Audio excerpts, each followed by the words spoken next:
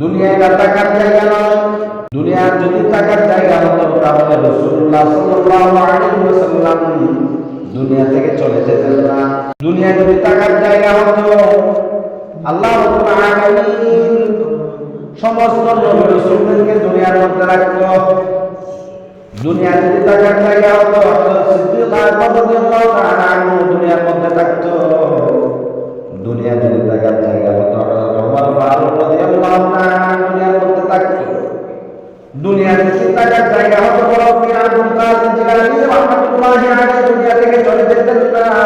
সর্বশেষ যাকে না বানাইলে মুহাম্মদুর রাসূলুল্লাহ সাল্লাল্লাহু আলাইহি ওয়াসাল্লামের কথা বলতেছি, যাকে না বানাইলে দুনিয়া আসমান জমিন চন্দ্র সূর্য লৌহ কলম কোনো কিছুই সৃষ্টি করতেন না।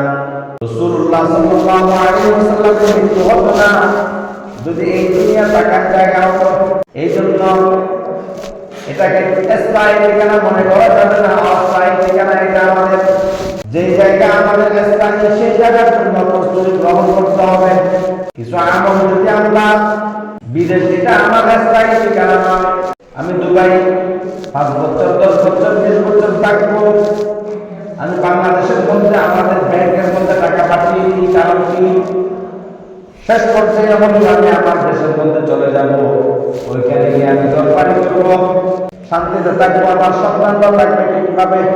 কারণ দুবাই আমার আসল ঠিকানা নয়, আমার আসল স্থান হলো বাংলাদেশ।